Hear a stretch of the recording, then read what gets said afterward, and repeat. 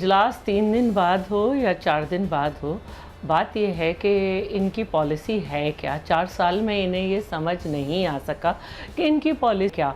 और जो शख्स जो है बिल्कुल ट्रम्प की तरह एक मुतनाज़ा आदमी अपने मुल्क में था, जिसके जीतने पे इंडिया परेशान था, इन्होंने उसको दुनिया का मोतबर तरीन आदमी बना दिया। उसको जो है मुस्लिम ममालिक भी सिविल अवार्ड दे रहे हैं आला तरीन, और उससे सब मिल रहे हैं। ईरान में भी आज वहाँ से भारत इतना बड़ा इन्वेस्टर है।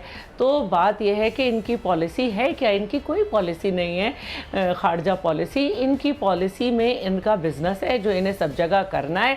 जिस भारत को आज अमेरिका ने अच्छा मुल्क कहा है, उस भारत में इन 4 सालों में सबसे ज़्यादा यहाँ से पैसा ट्रांसफ़र हुआ है।